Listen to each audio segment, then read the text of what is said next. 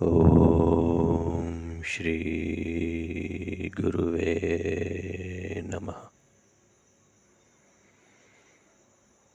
रहस्यमयी ज्ञानगंज की अद्भुत यात्रा के वृत्तांत के छठे अध्याय में मैं आप सभी का अभिवादन करता हूँ।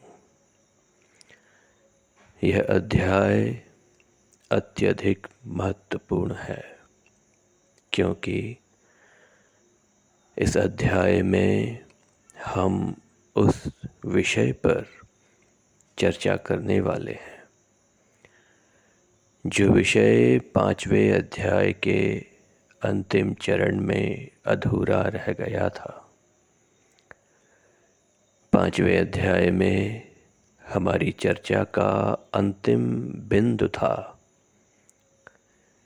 कि ज्ञानगंज में रहने वाले साधकों की मृत्यु क्यों नहीं होती, अथवा ज्ञानगंज में रहने वाले साधकों की मृत्यु नहीं होने का कारण क्या है। छठे अध्याय में इसी प्रश्न के उत्तर के साथ इस चर्चा को आगे बढ़ाया जा रहा है। गुरुवाणी है, ज्ञानगंज में रहने वालों की मृत्यु नहीं होती। इसका उत्तर उन साधकों की नियमित सांसों में छिपा हुआ है। जिस तरह जीवन आपकी सांसों में छिपा हुआ है, ठीक उसी तरह मृत्यु को टाल देने का उपाय भी आपकी सांसों में छिपा हुआ है। योगाभ्यास में सांसों की शक्ति छिपी हुई है। गुरुदेव कहते हैं, ज्ञानगंज यह चतुर्थ आयाम है। चतुर्थ आयाम का अर्थ है समय शून्य स्थान। गुरुत्वाकर्षण बल से विहीन स्थान।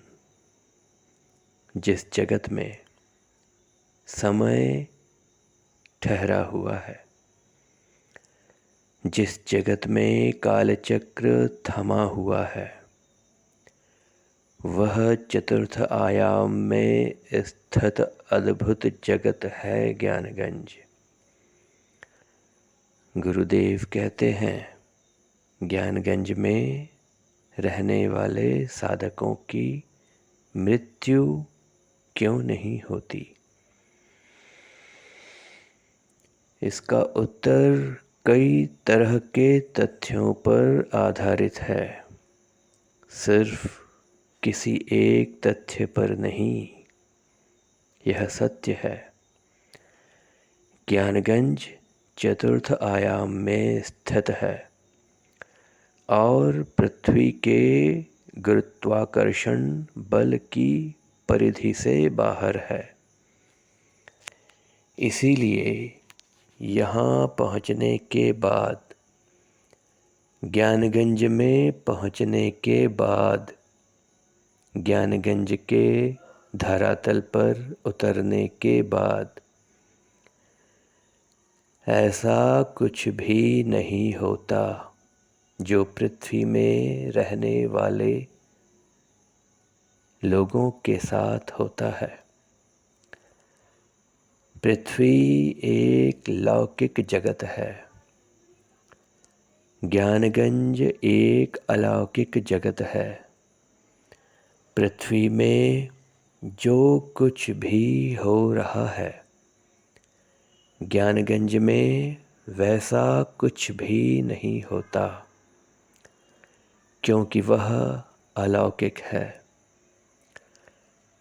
पृथ्वी गुरुत्वाकर्षण बल से बंधा हुआ एक ग्रह है। आप सभी इस बात को जानते होंगे। पृथ्वी पर जो नदियां हैं, सागर हैं, तालाब हैं, पेड़ पौधे, पशु पक्षी, मनुष्य, धूल, मिट्टी, प्रत्येक तत्व और उसके कण, ये सभी कुछ गुरुत्वाकर्षण बल में बंधे होने के कारण अपने अपने स्थान पर स्थित हैं। अन्यथा वह सभी हवा में होंगे। यहाँ तक तो विज्ञान इस सत्य को सिद्ध कर चुका है। तो फिर यह प्रश्न मन में उठता है कि ज्ञानगंज है तो पृथ्वी के वातावरण में, हिमालय में, हिमालय की शंग्रीला घाटी में, तो वह गुरुत्वाकर्षण बल से बाहर कैसे हुआ? गुरुदेव कहते हैं, इस पृथ्वी में लंबे समय तक दुनिया के बड़े बड़े वैज्ञानिक यही मानते रहे कि निर्वात तो अंतरिक्ष में होता है। निर्वात यानी वह स्थान जहाँ हवा नहीं होती। पृथ्वी पर तो ऐसा कोई स्थान नहीं जहाँ हवा न हो। विज्ञान की सीधी सरल भाषा में कहें, निर्वात यानी अंतरिक्ष, जहाँ हवा नहीं है। और अधिक सरल शब्दों में कहा जाए तो पृथ्वी का वह वातावरण जहाँ से गुरुत्वाकर्षण शक्ति शून्य हो जाती है, वहाँ निर्वात व्याप्त हो जाता है। लेकिन फिर वैज्ञानिकों ने अपनी प्रयोगशाला में ऐसा स्थान बना लिया जिसमें निर्वात था, यानी हवा नहीं थी। तो यदि आज के वैज्ञानिक अपनी प्रयोगशाला में निर्वात की स्थिति उत्पन्न कर सकते हैं, यानी वह छोटा सा स्थान निर्मित कर सकते हैं जहाँ गुरुत्वाकर्षण शक्ति निष्क्रिय हो जाती है, या इसे यूं कहें कि प्रयोगशाला में उस स्थान पर गुरुत्वाकर्षण शक्ति शून्य हो जाती है। तो अब आप विचार कीजिए, ज्ञानगंज में रहने वाले साधक, ज्ञानगंज में साधना करने वाले साधक हवा में विचरण करते हुए एक स्थान से दूसरे स्थान को जाने वाले साधक, परकाया प्रवेश करने वाले साधक, क्या ऐसा स्थान निर्मित नहीं कर सकते जो पृथ्वी के वातावरण में होने के बावजूद गुरुत्वाकर्षण बल से विहीन हो, या गुरुत्वाकर्षण बल की परिधि से बाहर हो? गुरुदेव कहते हैं, ध्यान रखिएगा, विज्ञान की यही सीमा है। विज्ञान की सीमा यही तक सीमित है। विज्ञान सिर्फ बता सकता है, विज्ञान सृजन नहीं कर सकता। विज्ञान के जरिए उत्पादन किया जा सकता है, सृजन नहीं किया जा सकता।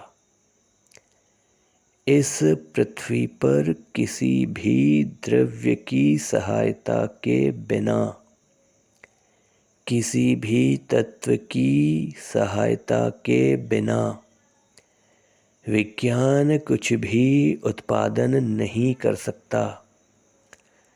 विज्ञान एक छोटे से धूल के कण को भी सृजित नहीं कर सकता। पृथ्वी पर उपस्थित अन्य तत्वों के जरिए ही विज्ञान उत्पादन कर सकता है। विज्ञान सृजन नहीं कर सकता। यह विज्ञान की सीमा है। यह विज्ञान का दायरा है। सृजन परमात्मा की कृति है। सृजन परमात्मा की रचना है। परम पिता परमात्मा के होने का प्रमाण है सृजन। ज्ञानगंज चतुर्थ आयाम में है।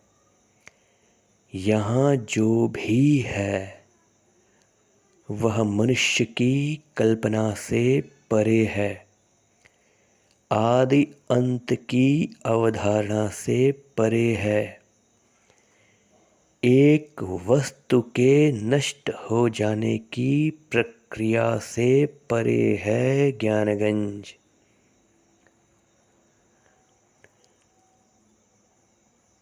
हम और आप यह तो जानते ही हैं कि प्रत्येक जीवित प्राणी में आत्मा होती है जो इस शरीर को संचालित करती है। गुरुदेव कहते हैं, आत्मा क्या है? कोई शक्ति या किसी शक्ति का स्रोत या कोई ऊर्जा कहेंगे। इसे क्या कहेगा आपका विज्ञान?